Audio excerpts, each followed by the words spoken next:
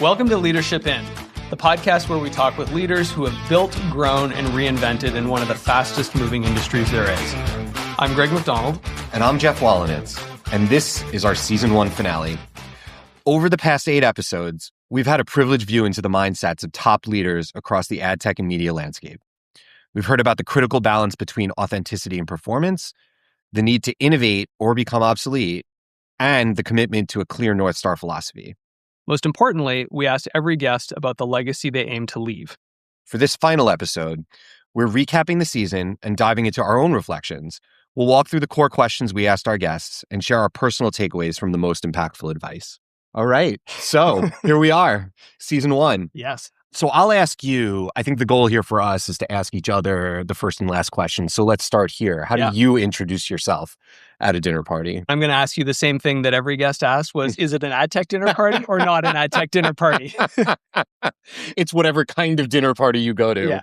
So if it's an ad tech dinner party, I go obviously super deep on what I do. But when it's a not ad tech dinner party, the way I like to explain it is I work in the advertising technology space and I help small companies. In many cases, you wouldn't have heard of them if you're not in the space. I help them partner with the industry giants of the space. So helping little companies partner with big ones. Oh, that's good. Actually, that summary is the best part of it.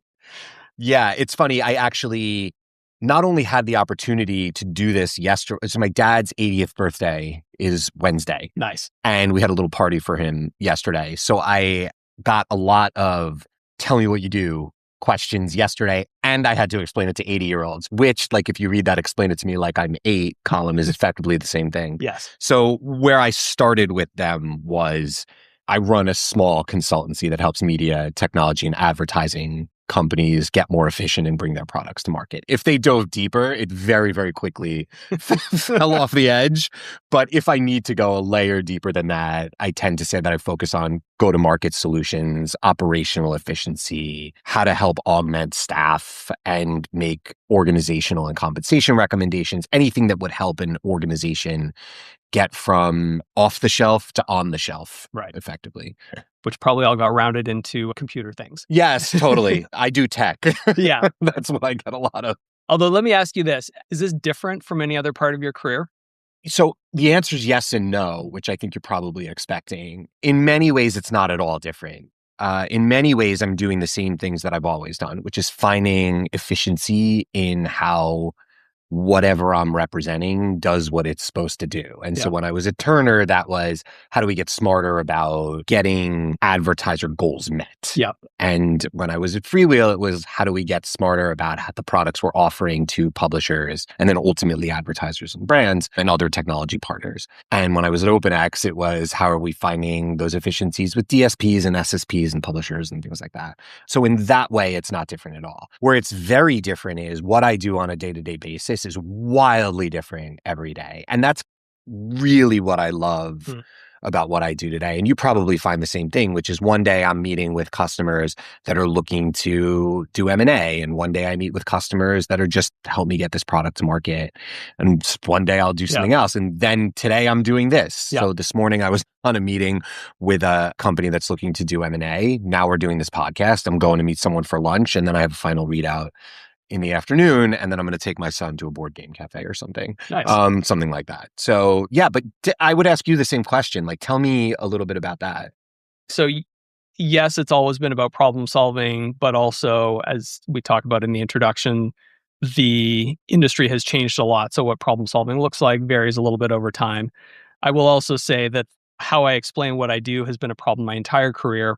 When I worked for little companies, it was, I don't want to say particularly problematic, but it was a lot harder because your parents haven't heard of this company. When I worked for big companies, they could at least say, okay, well, we don't know what that is, but at least we've heard of them. But yeah, fundamentally, it is about the problem solving in one way or another and about finding what's going to move the ball forward. And you're, 1 year into your self-employment, independent consultant journey? I'm well into my 3rd year, and that variety is really interesting. And the kinds of conversations you have is really interesting too.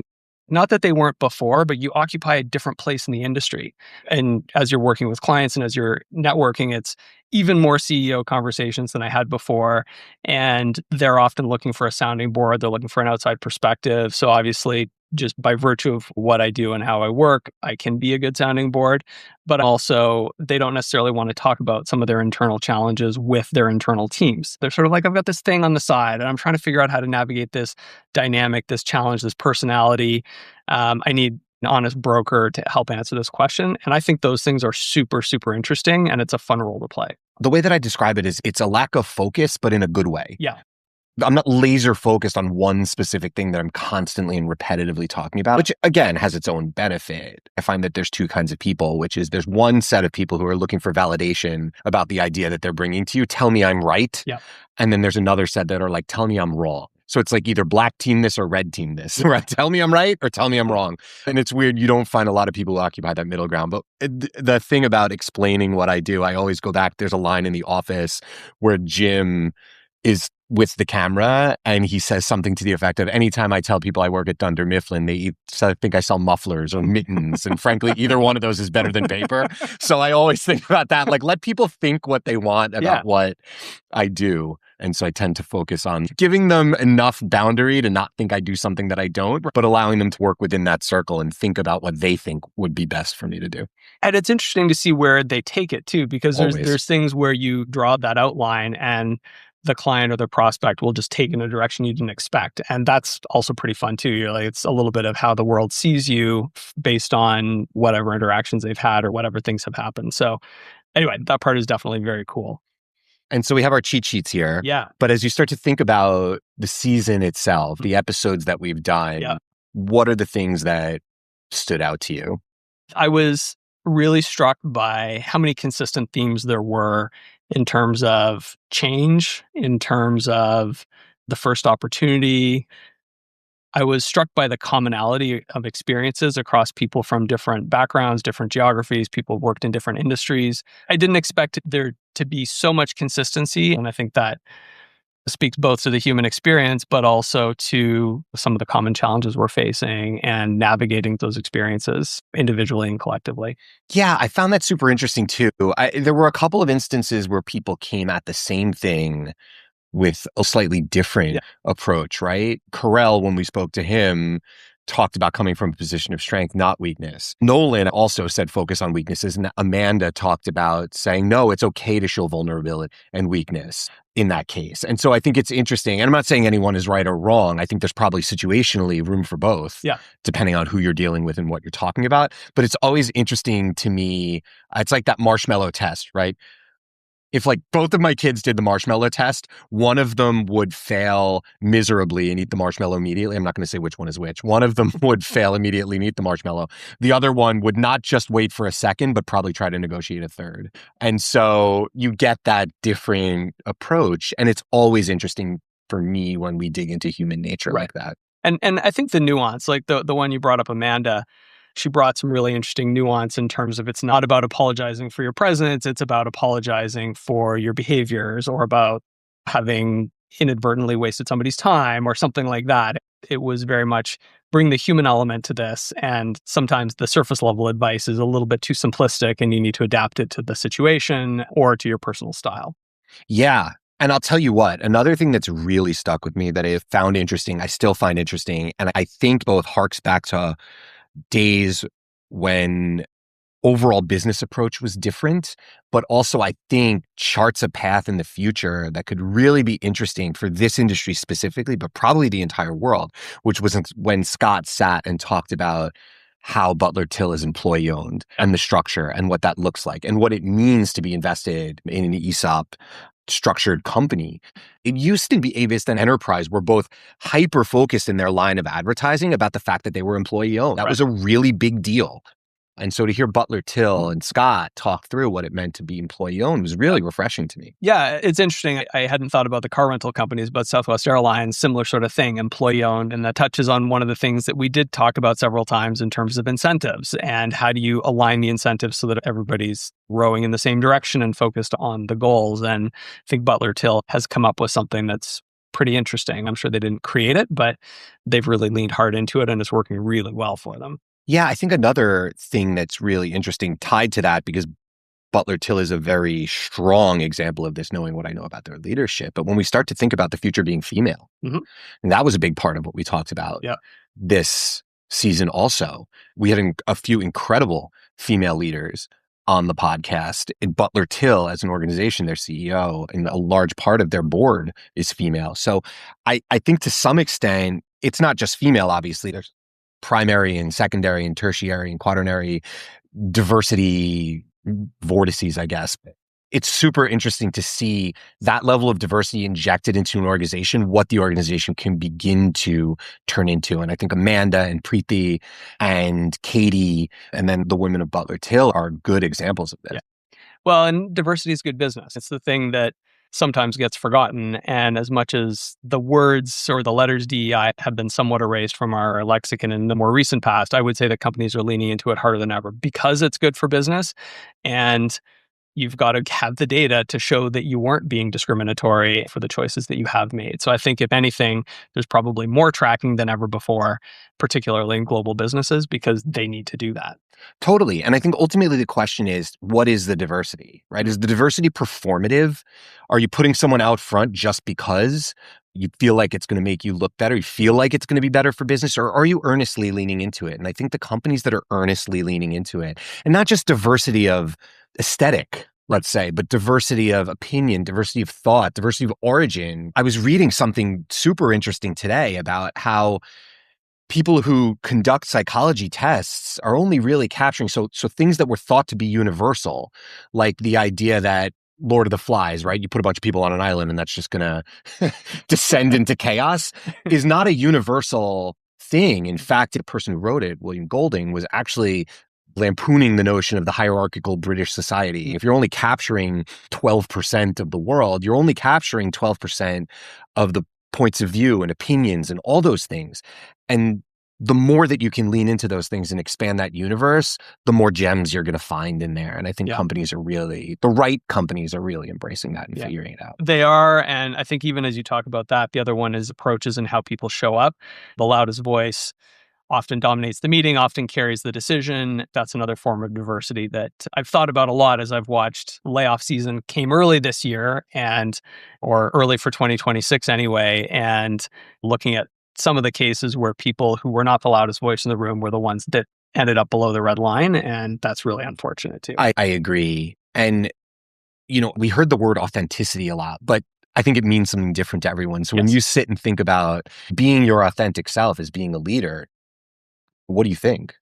I think about it a lot as not having to hide things. I actually had a really interesting conversation with somebody recently who was raging on the notion of authenticity because she's like, we are not calling out the people who deserve to be held to account. We're not calling out underperformance because we equated authenticity with being nice and kind.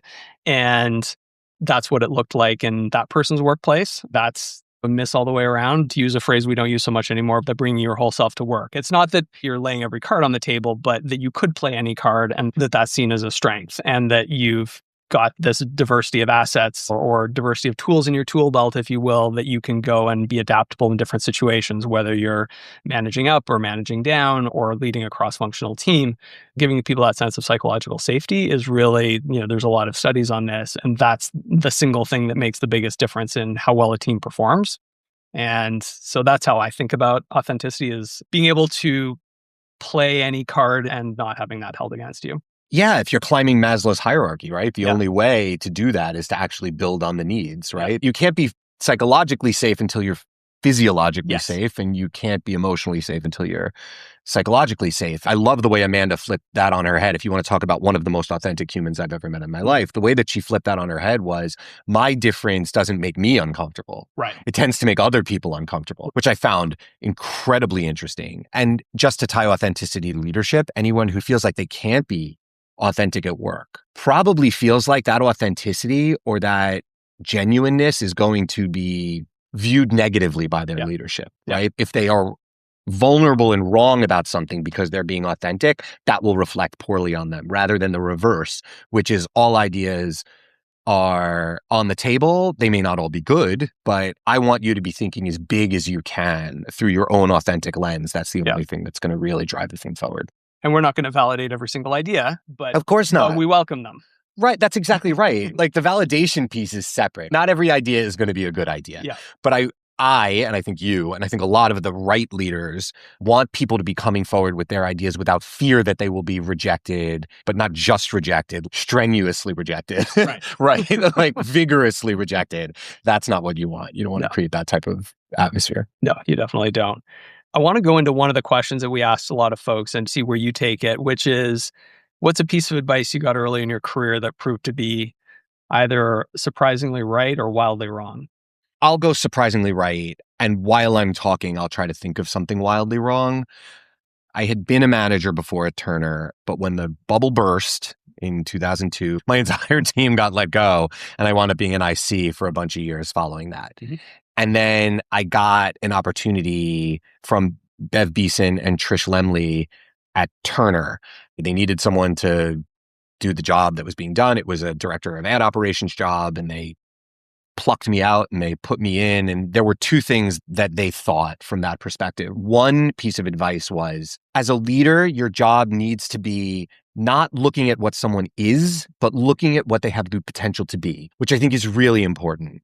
If what we're doing is looking for someone with the exact credential, there is zero growth there. There is zero opportunity. There's zero anything. What you need to find is the person who has it in them, and your job as a leader is to draw it out of them. And that it's not always financially expeditious, right? It takes time to train people, but that's one. The other one is you're hiring people to do a job.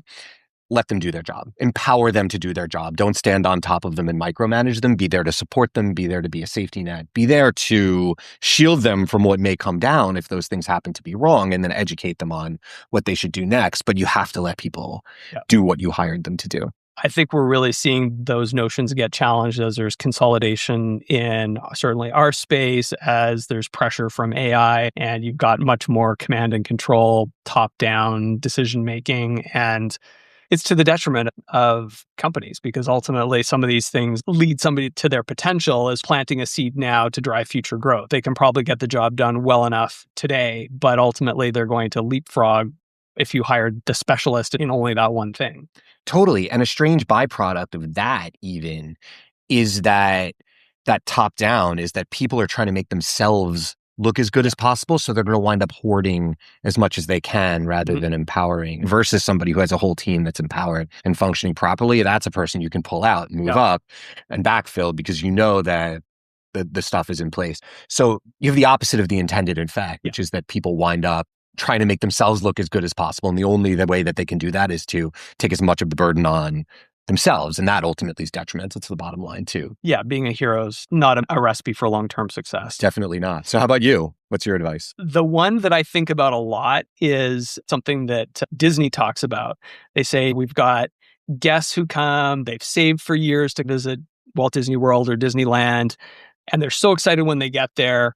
The questions they ask are not necessarily what they really mean. Every year since 1973, Walt Disney World has had a parade at 3:00. And every day somebody comes and says, "What time is the 3:00 parade?" And of course, that's not what they mean. They mean, is this a good place to stand? Have I missed it already? Things like that. And so they talk about, look for the question behind the question. It's really about listening with intent. That applies for lots of things. That happens especially with busy executives. They ask this, and sometimes they're really good at framing the question. Some are outstanding at it, and sometimes they're all over the place. And you have to try to find the signal in the noise to really do your job and to help them do their job. And same thing when you're leading a team. What did this person ask? What did they say? But what did they really mean? Because sometimes they're not the same thing. I think about that a lot in terms of what is that question behind the question? And what is somebody really asking regardless of what they said? That's actually incredible. I mean, it works in all facets, right? It's hard to interpret intent, but I think to your point, listening with intent can help you suss out. And also, I'll go to the AI conversation we were having before that. Ask a follow-up. Right. Like, I don't take what ChatGPT sends me as like the literal Bible Right. and the only thing that they have to be right because they have access to the entirety of human knowledge on the internet. No, okay, here's the output. Great. That doesn't really hold water. Can you dive into that? Or my favorite is when it quotes a statistic, 65% of people who Right. responded to X survey, whenever. I'm like, can you just pull me that survey link? Yeah. And then it's like, sorry, I can't find it. Okay. It's like, let's think a little critically. And there's days where I feel like I need to tell it to have a cup of coffee before it tries again, because there's times where it's just dumb.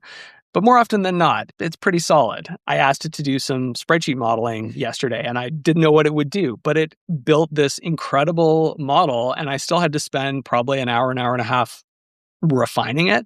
But I've got something that is incredibly developed now to take to a client, and that they could literally launch as is if they choose to. And I think it's going to be really additive. We talked a lot about what's the impact of AI. I think we're both on this page, and several of our guests were as well. It's going to be, using AI as the tool that it's meant to be. Some things it's going to automate and some things it'll take over, but in a lot of cases, it's just going to be the assist for you. And, the spreadsheet model was one that was such a good assist for me that I'm excited about, and I'm excited about the potential. But what's been your experience with AI in the last year, and how do you think about it? Mostly the same. What I find is that it is changing a couple of my behaviors pretty aggressively. One is I rarely do an average Google search anymore. If I have a question, I don't go to Google and search it out. I will go to ChatGPT or to Claude, and I'll ask Claude or ChatGPT the question because, well, for two reasons. One, it has an entire catalog of what I've asked it. So what it's doing is listening with intent and Yes. pulling out what I'm actually asking versus what I might literally be asking. So it has done things like I went to Japan in April, and instead of spending countless hours searching Reddit and Google, and what I went to ChatGPT and I said, I've got 2 children and a wife, and we're going to Japan. We have 11 days. These are the 3 cities that I want to go to. Can you make suggestions for an itinerary? And that saved 75% of the time of doing it. But from a work perspective, it's like having a person to bounce ideas off of and thinking through creating a newsletter about X. And so just being able to go back and forth and have a conversation with it to put some form around an outline that then allows me to sit down and have some form while I'm writing, which is something that I struggled with for years, even as what I would call a prolific writer for a long time. I just pump a lot of stuff out, but it's really helped me transform the way that I go about things like that. And that's not just actual physical newsletter writing. It's decks that I'm building, help me put some form around the idea of what it would mean to take this product to market. And a lot of times it'll say, well, have you thought of X or Y? I'll be like, no, I absolutely didn't. Thank you. And then it'll augment what I'm doing. So that helps a lot. AI is not coming to take your job. Certainly not today, right? This is inning 2 of probably an extra innings game on what it means to use AI, but someone who knows AI will do your job better than you are doing it today if you don't figure out how to engage with it. Back to layoff season came early. Typically it's in January, and AI is certainly one of the culprits that's getting pointed to. So I think it's probably going to get worse before it gets better, but I think it's ultimately setting us up for a slingshot moment where suddenly there's a lot more jobs and there's a lot more opportunity because we got out of the salt mines of ad tech, if you will. Yes. And there's a reason we're using machines to mine coal and not humans, because machines don't get lung cancer. Yeah, exactly. There's been a lot of comparisons made to the dot-com bubble, and there are similarities, but it's not the same because at the time, we were missing, in most cases, the devices, networks, and applications, and in a lot of cases, all of them, to make all of those things a reality. And fast forward, all of the devices, networks, and applications all got built. We know what to do with more computing power. There is value that's being extracted out of that now. We haven't yet even conceived of what the new applications are going to be, what's going to drive that slingshot moment. And so between now and then is going to be, I think, a period of uncertainty, but I'm very bullish on it. And for all the talk of an AI bubble, I'm not on that page. Yeah, this isn't one that's going. I mean, the dot-com bubble was largely around, let's say, unsustainable revenue solutions, right? It was big and then it got smaller, but the internet didn't go away. And I think the same thing will happen with AI. I think the thing that largely concerns me about AI as we start to talk about legacy is it takes a lot of water and cooling to power that stuff. And I don't know that anyone has their eyes on how to solve that problem. All right. We got to go here. What do you want your legacy to be? When I do mentorship and executive coaching, which I do a little bit of. It's like a side hustle for me. One of the things that I always ask people to do is write their obituary, which feels a little dark. But what winds up coming out of that exercise a lot of the time is people tend to talk about things looking back that they will have accomplished, but haven't yet accomplished. It's a great way to do it. So it's the stuff that sits between today and the theoretical end of your life, looking back. And so as that stuff begins to surface, you can start to say, okay, these are the things you want to accomplish. Let's start to drive your career in your direction in that goal. I find that it's a fun exercise. A lot of people get the same way they get freaked out about doing improv, they get freaked out about writing their own obituary. Yep. But for me, I think I echo a lot of what people have come on and said here, which is that if I can leave this industry having passed on some of the things that have helped me in my career, paid it forward in the sense that I am creating opportunity for people that might not have had opportunity, or I am allowing people to take some space that they may not have been allowed to take with other people. If I can be looked at as having accomplished those things, that will have made my career worth it, in my opinion. I have been insanely fortunate in my career to have had wonderful bosses and mentors, to have had incredible opportunity, both handed and created to me and by me.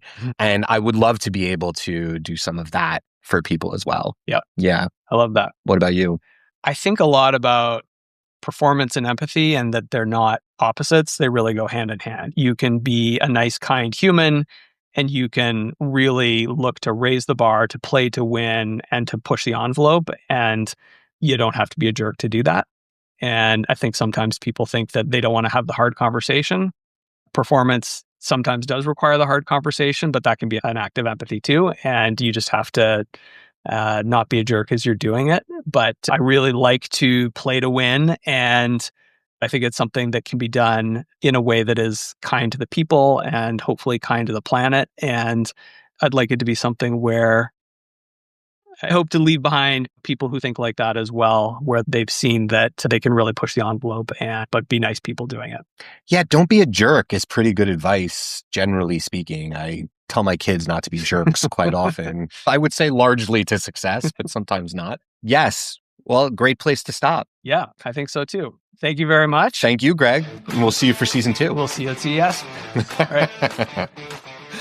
Leadership In is hosted and produced by Geoff Wallenitz and Greg McDonald. This episode was recorded at Podstream Studios in New York City, and we'd like to give special thanks to the amazing studio team and to Jess DeWeese for production support. Please follow the show in your favorite podcast app, and if you have questions or know someone who'd make a great guest, we'd love to hear from you at leadershipinpodcast@gmail.com.